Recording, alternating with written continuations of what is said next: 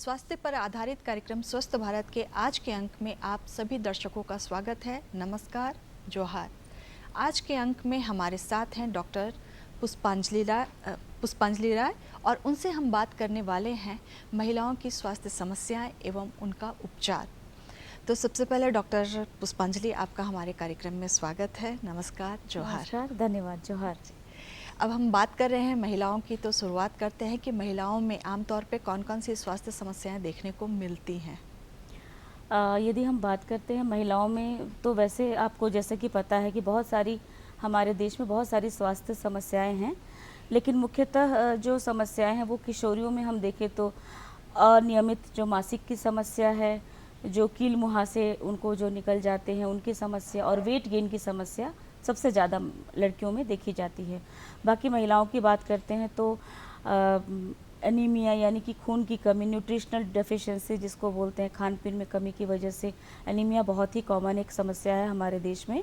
उसके अलावा heart disease है, यानी कि दिल से संबंधित हृदय रोग संबंधित समस्याएं, प्री मेंस्ट्रुअल सिम्टम्स बोल सकते हैं। मेंस्ट्रुअल भी बहुत सारे मासिक की समस्याएं होती हैं।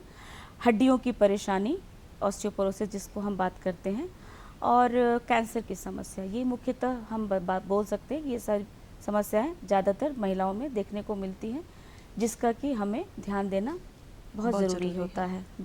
जी, अगर हम कह रहे हैं कि महिलाओं की बात कर रहे हैं, महिलाओं के स्वास्थ्य की समस्याओं की बात कर रहे हैं यहाँ पे, तो महिलाओं के अलग अलग आयु वर्ग को भी हम बांट सकते हैं। जैसे कि अगर किशोरावस्था की बात करें तो किशोरावस्था में हमारे यहाँ अलग तरह की स्वास्थ्य समस्याएं देखने को मिल सकती हैं। ऐसा नहीं है कि अलग अलग आयु वर्ग में अलग अलग स्वास्थ्य समस्याएं देखने को मिलेंगी, लेकिन कभी कभी देखा जाता है कि किसी बीमारी के कुछ लक्षण ज़्यादा देखने को मिलते हैं तो किसी और आयु वर्ग में ज़्यादा दूसरे लक्षण देखने को मिलते हैं। तो क्यों ना हम एक एक करके उन लक्षणों और कारणों की बारे में चर्चा कर लें। जी, तो किशोरावस्था से शुरुआत करते हैं। किशोरावस्था में ज़्यादातर जो प्रमुख लक्षण जो है वो, या कहें कि किशोरावस्था की जो पहली पहचान है वो है मासिक धर्म का शुरुआत। अगर मासिक धर्म की बात करें तो कई बार देखा जाता है कि मासिक धर्म जो है वो अनियमित है। कभी ज़्यादा स्राव होता है, कभी कम स्राव होता है, कभी कुछ लोगों में ऐसा होता है कि स्तन में दर्द हो रहा है या उनके पेट में दर्द होता है। तरह तरह के जो है वो लक्षण नज़र आते हैं। तो हम जानना चाहेंगे कि मासिक धर्म शुरुआत होने से पहले कौन कौन से जो लक्षण हैं वो सही हैं और कौन कौन से लक्षण जो हैं वो खतरनाक हो सकते हैं।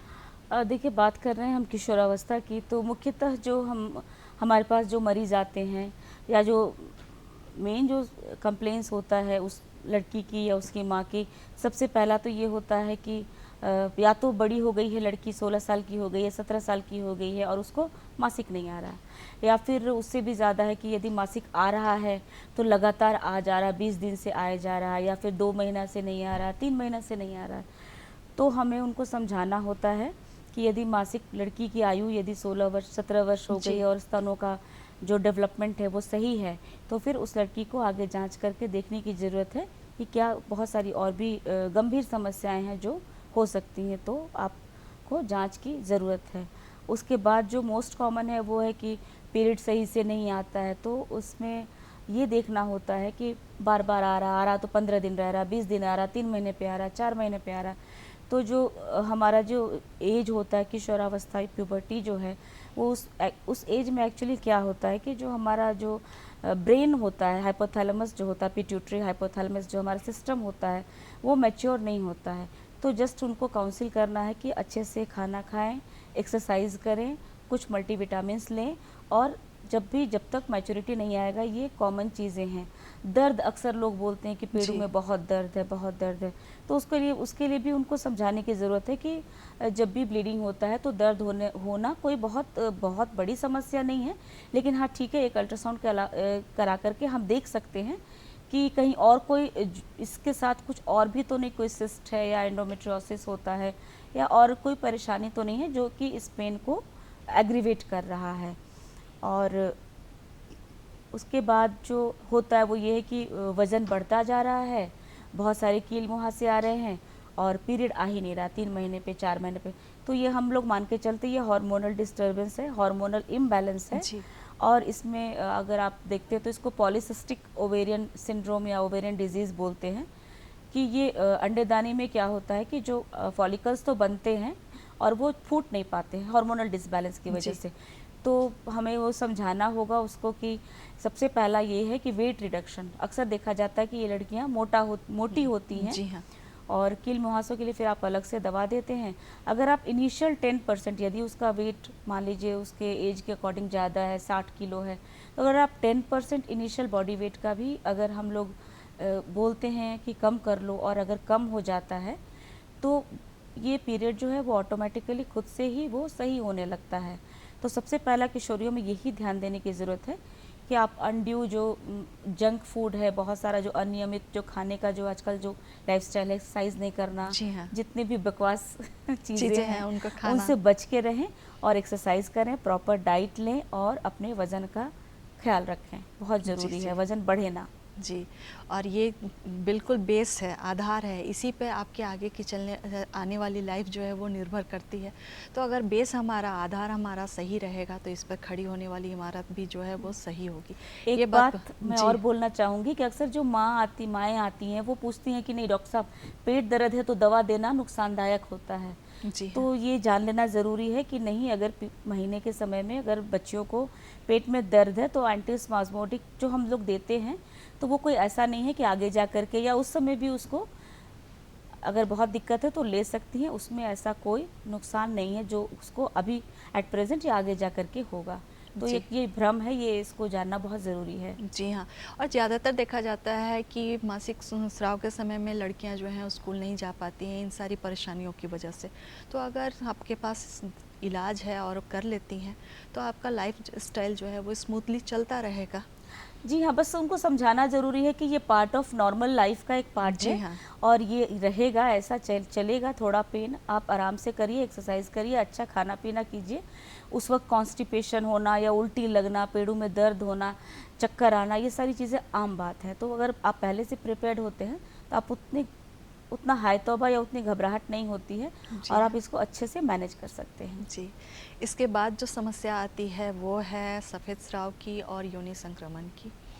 ऐसा ज़्यादातर देखा जाता है कि अंदरूनी अंगों में खुजली होती है या सफ़ेद स्राव होता है। तो इसके बारे में हमारे दर्शकों को बताएं। देखिए, ये जो वजाइनल इन्फेक्शंस की अगर हम बात करते हैं तो इसके जो मुख्य जो लक्षण हैं वो जो महिलाओं में देखने को मिलते हैं वो ये है कि एक्सेसिव जो डिस्चार्ज है वो ज़्यादा हो रहा है, वो जी। इरिटेटिंग डिस्चार्ज है। वजाइनल एरिया में ड्राइनेस रेडनेस हो रहा है, लालिमा हो रही है, खुजली बहुत ज़्यादा हो रहा है, फाउल स्मेलिंग जिसमें गंध है जो डिस्चार्ज में। तो ये मुख्य उसके सिम्टम्स हैं। तो इनमें इसको बहुत बार लोग नज़रअंदाज कर देते हैं या फिर कुछ आप यहाँ तक लोग बहुत ही अजीबो गरीब किस्म के नुस्खे अपनाते हैं कि डिटॉल से धो लिया, सेवलन से धो लिया, यहाँ तक कि मैंने कितने लोग बोले कि किरासन तेल यदि, तो ये बहुत ही घातक है, बहुत ही जानलेवा है। ऐसा कभी ना करें कि सिरका यूज़ कर लिए, ये सब अभी आज के ज़माने का ये इलाज नहीं है। यदि कोई भी इस तरीके की परेशानी होती है तो आप डॉक्टर के पास जाइए और प्रॉपर इलाज कराना इसका ज़रूरी है। और ये सारी चीज़ें डिटॉल और सेवलन वगैरह से क्लीन करने से पता चलेगा कि इन्फेक्शन और दिक्कत बढ़ रही जी, है जी, जी। उसमें। ध्यान इन बातों का देना है कि आप अपने जो वजाइनल जो हाइजीन है, जो बेसिकली हाइजीन का ख्याल रखें। बरसात के समय में ज़्यादातर गीला अगर होता है तो आप अपने अंडरगारमेंट्स को चेंज करें, बहुत टाइट फिटिंग अंडरगारमेंट्स नहीं यूज़ करें। नीचे में बहुत ज़्यादा टैल्कम पाउडर कुछ लोग यूज़ करते हैं, उसका इस्तेमाल या परफ्यूम का इस्तेमाल आप अपने अंडरगारमेंट्स में ना करें और उस जगह को सूखा रखें, वजाइनल एरिया को सूखा रखें। और इसके अलावा आप अपने डॉक्टर से भी मिले। बहुत बार पुरुषों में ही जी। समस्या होती है, जैसे डायबिटीज़ या अनकंट्रोल्ड है तो बार बार वो वजाइनल इन्फेक्शन जो है वो, जिसको कि फंगल इन्फेक्शन हम बोलते हैं, वो होगा। ये या फिर महिला में ही बहुत बार ब्लड शुगर कंट्रोल नहीं है तो बार बार वो इन्फेक्शन हो रहा है और आपको लग रहा है ये तो ऐसे ही हो रहा है। तो एक ओवरऑल आप अपने बॉडी को के इम्यूनिटी सिस्टम को बना के रखना है तभी जा कर के, क्योंकि जो भी वजाइनल इन्फेक्शंस होते हैं वो अपॉर्चुनिस्टिक इन्फेक्शंस है बेसिकली, जो नीचे का जो हमारा जो माइक्रो एनवायरनमेंट है, जो माइक्रोब्स का एनवायरनमेंट है, वो डिस्टर्ब हो जाता है जब आपकी इम्यूनिटी कमज़ोर होती है, जिसकी वजह से ये बार बार होने कीटाणु लगता आपको है, बार बार तंग परेशान करते हैं। करता है। जी बिल्कुल। जी जी जी। पहले देखा जाता था कि पुरुषों में जो है वो हृदय रोग ज़्यादा मिल रहा है, लेकिन आजकल या महिलाओं में भी हृदय रोग जो है वो बहुत ज़्यादा मिलने लग गए हैं। उनके कारणों के बारे में बात करें, उनके लक्षणों की बात करें और अपने आप को इनसे कैसे बचाएं। जी हाँ, देखिए महिलाओं में हार्ट जो हृदय रोग संबंधित जो भी बीमारियां हैं वो पुरुषों की अपेक्षा लेट आप देखते हैं। शुरू तो होती जी है, हाँ जी हाँ। बिल्कुल, क्योंकि मेनोपॉज के जब आप करीब जाते हैं तो आपको ये सारी समस्याओं का सामना करना पड़ता है, जिसमें कि कार्डियोवैस्कुलर डिजीज़ हो गया, coronary artery disease, blood pressure हो गया, स्ट्रोक हो गया, ये सब जो कॉमन जी बीमारियां हैं। तो इसके लिए आपको देखना, आप अक्सर देखा जाता है कि मासिक बंद होने के, यानी कि एवरेज एज अगर हम लोग 48 टू 52 या 54 ईयर्स 54 साल के बाद में अक्सर आप देखेंगे कि ब्लड प्रेशर की प्रॉब्लम है या फिर हृदय संबंधित बीमारियां हो रही हैं। जी और जी 10 साल के अंदर हार्ट अटैक का खतरा भी बहुत ज़्यादा बढ़ जाता है। तो बिल्कुल मासिक तो नहीं बोल सकते, लेकिन हाँ, जब भी आपका मासिक बंद होता है, हार्मोन्स ईस्ट्रोजन खास करके उसकी जब कमी होने लगती है, तो जो हमारे जो धमनियाँ हैं, जो वेसल्स हैं, जो नसें हैं, वो स्टिफ हो इलास्टिसिटी कम हो जाती है जी। और इस वजह से आपका ब्लड प्रेशर बढ़ने लगता है। तो इसको ध्यान देने की बहुत ज़्यादा ज़रूरत है। उसके लिए सबसे पहला चीज़ ये है कि आप अपने खान पान का आपको पूरा ख्याल ध्यान रखना, रखें। प्रॉपर जी ध्यान देना है। आपके खाने में हरी साग सब्जियां प्रचुर मात्रा में आपको लेना है। मछली ले सकते हैं आप, मीट आप ले सकते हैं, बट रेड फ्लैश आपको अवॉइड करना है।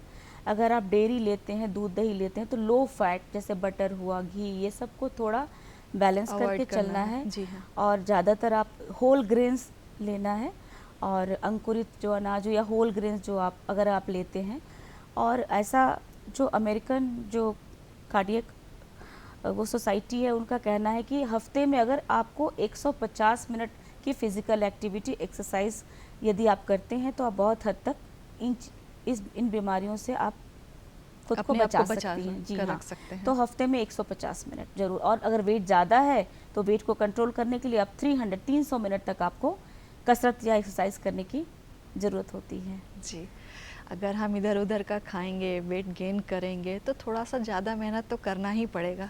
हाँ, क्योंकि है ना, हमको तो कैलोरी बर्न करना है। जितनी कैलोरी हम खा रहे हैं, इनटेक कर रहे हैं, उतनी कैलोरी हमें बर्न भी करना है।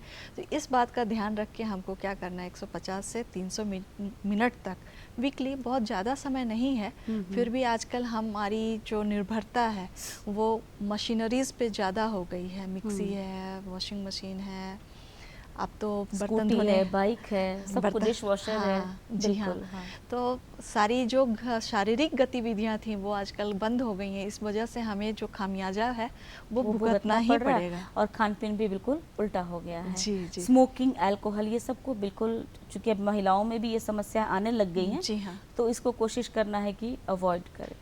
जी। और बढ़ती उम्र की महिलाओं की बात करें और ऑस्टियोपोरोसिस की बात ना करें तो जो जानकारी है वो बिल्कुल अधूरा रह जाएगा। तो ऑस्टियोपोरोसिस के बारे में हमें बताएं। देखिए, आम भाषा में आप बोल सकते हैं कि ऑस्टियोपोरोसिस का मतलब ये है कि आपकी हड्डियां कमज़ोर हो गई हैं, फ्रैक्चर का रिस्क बहुत ज़्यादा हो गया है, और इसका एक ही कारण है कि कैल्शियम, हड्डियों में कैल्शियम और विटामिन डी की कमी हो गई है। जी तो ये एक तो ठीक है कि मेनोपॉज में आप जाते हैं, उम्र के साथ साथ ये परेशानियां आपको तंग करती हैं, लेकिन इसका भी उपचार है, आपको इसका बचाव करना बहुत ज़रूरी है। जी फिर वही बात आ जाती है, अगर वेट ज़्यादा है तो फिर रिस्क आपका फ्रैक्चर का ज़्यादा है। अक्सर आप देखते हैं मेनोपॉज के बाद में वेट गेन ज़्यादा होने लगता है। सेडेंट्री लाइफस्टाइल होता है, तो लाइफस्टाइल को चेंज करना है, खान पीन को सही करना है। सुबह की धूप लोग लेना भूल गए हैं, धूप में लोग निकलना भूल गए हैं, बैठना भूल गए हैं। घर में रहिए, खिड़की दरवाजे बंद करके, बाहर निकलिए, गाड़ी में बैठिए तो फिर एसी चला के, खिड़की बंद करके। तो वो सुबह की धूप लेना बहुत ज़्यादा ज़रूरी है। और आप अपने खान पीन में विटामिन डी का सप्लीमेंटेशन कर सकते हैं, जो वीकली टैबलेट्स आते हैं या जी पुड़िया सैशे आती हैं, या लिक्विड फॉर्म में विटामिन डी जो आता है उसको लेना, और कैल्शियम का सप्लीमेंटेशन खाने में भी, और एक्स्ट्रा दवाइयों से भी हम कर सकते हैं इसको, जी, जी। और फिर हम बच सकते हैं ऑस्टियोपोरोसिस से। बहुत हद तक हमें इसका बचाव, क्योंकि ये एक ऐसी बीमारी है आपको कुछ पता नहीं चलता है, जी हाँ। और वो भीतर भीतर अचानक से जब फ्रैक्चर हो गया, आप हल्की सी चोट लगी, हल्का सा कुछ हुआ, फिर पता चलता है कि हड्डियाँ, जब आप एक्सरे करते हैं या बोन स्कैन जिसको हम बोलते हैं डिक्सा, बोन स्कैन कराते हैं तो पता चलता है कि हड्डियों की स्थिति तो बहुत ख़राब है। खास करके जो नेक ऑफ फीमर का फ्रैक्चर है, जो जांग कूल्हे जिसको बोलते हैं, जी हाँ। अक्सर आप देखती हैं कि वो टूट टूट जाता है लेट एज में, महिलाओं को 60 के बाद या 55 के बाद। तो इसका ध्यान रखना बहुत ज़्यादा ज़रूरी है हमारे लिए। जी। और अगर कुछ भी नहीं लेना चाहती हैं तो ज़रूरी है कि सुबह उठकर आधे घंटे, 20 मिनट, 15 मिनट सूरज की रोशनी में बैठ जाएँ। जी हाँ, बहुत कुछ आपको मिल जाएगा बहुत वहाँ कुछ पे। मिल जाएगा, और एक्सरसाइज बहुत ज़रूरी है, थोड़ा जंपिंग, थोड़ा जी। Wait bearing. इससे क्या होता है कि बोन्स हमारी मजबूत बनती है, बोन फॉर्मेशन को ये प्रोमोट करता है। तो जी। ये एक्सरसाइजेस बहुत ज़रूरी है हमारे लिए। जी। और अब हम बात कर लें महिलाओं में होने वाले कैंसर की बीमारी की। ठीक है, कैंसर तो जैसे सबको पता है कि अभी बहुत ही आम समस्या हो गई है महिलाओं को। इसके लिए जागरूक रहना बहुत ज़रूरी है। आपके शरीर में जो भी बदलाव हो रहा है, जी। आपको इस बात की खबर नहीं होती है, तो आपको बिल्कुल जागरूक रहना है और अपने हेल्थ के प्रति बहुत ही सजग और अवेयर रहने की ज़रूरत है। ब्रेस्ट कैंसर में बहुत बार क्या होता है, जिसे हम बात करते हैं, जो मोस्ट कॉमन कैंसर्स की बात करते हैं, तो इंडिया में सबसे पहले तो आप सर्वाइकल कैंसर की बात करते हैं, बच्चेदानी के मुंह का, और फिर यूट्रस का कैंसर। तो मैं यही बोलना चाहूँगी, यदि किसी भी तरीके की अनियमित माहवारी होती है किसी भी महिला को, वो लगातार होते चला जा रहा है, या फिर बदबूदार पानी का रिसाव बहुत ही ज़्यादा हो रहा है, बार बार इन्फेक्शंस बहुत ज़्यादा हो रहे हैं जो ठीक करने के बावजूद भी ठीक नहीं हो पा रहे हैं, पोस्ट कॉइटल ब्लीडिंग जिसको कि हम बोलते हैं, पोस्ट कॉइटल ब्लीडिंग इंटरकोर्स के बाद में आप अपने कपड़े पे देखते हैं कि ब्लड आ रहा है, जी। ये सारी चीज़ें हैं। तो आपको उसी समय सचेत और सजग होने की ज़रूरत है कि ये चीज़, इसको हल्के में नहीं लेना है, और हमेशा आपको ध्यान देने की ज़रूरत है। ब्रेस्ट की बात करें तो कभी भी कोई भी छोटी सी ही गांठ क्यों ना हो, या यदि निपल्स से डिस्चार्ज हो रहा है, या उस जगह पे लालिमा आ गई है, या कलर चेंज हो रहा है, तो आपको अपने डॉक्टर के पास जाना है, और इसको सिर्फ एक सिंपल गांठ समझ करके इसको नेग्लेक्ट नहीं कर सकते हैं हम लोग। जी, जी। और सबसे अच्छा है कि 40 के बाद पेप्समियर वगैरह जो जांच है वो करवाया जाए। अगर नहीं भी पॉसिबल है तो 45 के बाद देखिए, करवा ले पैप तो बहुत स्मीयर का अच्छा तो है। फिर वो यंग एज का ही चलता है कि आप लगातार 30, क्योंकि आप 30 कराते रहिए, किसी भी रिप्रोडक्टिव एज ग्रुप में है, एक एक साल पर कराते रहिए, लगातार 3 साल तक आप कराइए कम से कम। उसके बाद में यदि नेगेटिव आता है तो 5-5 साल के बाद कराइए, फिर आप निश्चिंत हो जाते हैं। मेनोपॉज के बाद आपको कराने की ज़रूरत है नहीं, क्योंकि मेनोपॉज के बाद सर्वाइकल कैंसर आफ्टर 55-60 के बाद तो खैर बहुत ही खतरा कम, ही कम हो जी हाँ, जाता है। खतरा कम हो जाता है। बस ध्यान देने की ज़रूरत है। कभी भी इवन आप सेलिब्रिटीज़ को देखते हैं जी कि हाँ। इतने लेट स्टेज तक हो गया और यूट्रस का कैंसर, और आप इग्नोर करते रहे, आपको पता ही नहीं चला कि ये आम बीमारी नहीं है, ये कैंसर है, और आप काम में इतने मशगूल हो जाते हैं कि आप भूल जाते हैं कि आपको अपने स्वास्थ्य पर भी ध्यान देने की ज़रूरत है। तो जागरूक होना बहुत ज़रूरी है। जी, जी, जी। और महिलाओं की जो सबसे प्रमुख समस्या है वो है एनीमिया। तो अगर हम एनीमिया की बात ना करें तो ये कार्यक्रम ही अधूरा रह जाएगा। अगर एनीमिया है किसी महिला में तो उसमें कौन-कौन से लक्षण नज़र आएंगे और उससे बचाव कैसे किया जाए? देखिए, हमारे देश में तो आप बोलिए मोर देन 50%, 60% जो विमेन हैं, औरतें, वो अनिमिक ही हैं। तो सबसे मुख्य कारण इसका यही है, न्यूट्रिशनल डेफिशिएंसी, आयरन डेफिशिएंसी जो हमारे यहाँ होता है। वो मुख्यतः खान पीन का जो हमारा तरीका होता है उसमें आयरन की कमी, फॉलिक एसिड, विटामिन B12 की कमी होती है। गर्भधारण, बार बार बच्चे हो रहे गर्भपात हैं, उस होना, वक्त जी हाँ। आप गर्भ धारण कर रही हैं, गर्भपात भी हो रहा है, और आप अपने आप कोई दवा नहीं लेती हैं। आप अक्सर देखती हैं कि प्रेग्नेंट है और कभी कोई दवा, आयरन ले नहीं रहे हैं लोग। ये गलत धारणा है कि बच्चे का वज़न ज़्यादा हो जाएगा तो ज़्यादा दवा नहीं खानी। ये सारी आम समस्याएं हैं। तो आपको इंडिया में जो है हमारा न्यूट्रिशनल डेफिशिएंसी आयरन की सबसे वो मुख्य कारण है। और लक्षण ये है कि सबसे पहला कि थकावट, बहुत जल्दी आप थक जाएंगे, सुस्ती का महसूस करना, भूख नहीं लगना, बालों का टूटना, ये मुंह के कॉर्नर्स पे देखते हैं कि वो कट जाता है, जीभ में जी हाँ, दाने और आ जाना। दाने आ जाना, ये सारी चीज़ें हैं जो आपको जल्दी, आप चलते चलते सांस का फूलना, ये बहुत ही कॉमन चीज़ें हैं जो कि देखने को मिलती हैं औरतों में। अक्सर आप देखेंगे कि वो कच्चा चावल खाना या मिट्टी खाना, ये सारे जो टेस्ट का चेंज हो जाना, ये मुख्य जो लक्षण है वो देखने को मिलता है। इसका एक कारण सबसे बड़ा न्यूट्रिशनल तो हो ही गया। टीबी हमारे यहाँ बहुत ज़्यादा होता है, मलेरिया हमारे यहाँ बहुत ज़्यादा होता है, तो ये भी आगे चल कर के खून की कमी को कराता है। और इन्फेक्शंस जो बोलते हैं हम, ये वर्म इन्फेक्शंस, पेट जी में जो हाँ। कीड़े, कृमि, तो वो भी एक मुख्य कारण है वो हमारे देश में कि महिलाओं में हमको ज़्यादातर खून की कमी देखने को मिलती है। जी जी, अब इसका उपाय के बारे में बात कर लें। सबसे पहला, जो भी अगर क्रॉनिक इन्फेक्शंस है, कीड़े हैं, तो आपको उसके लिए दवाइयाँ जो डिवॉर्मिंग लेना होती है, हैं जी वो हाँ। आपको लेना है।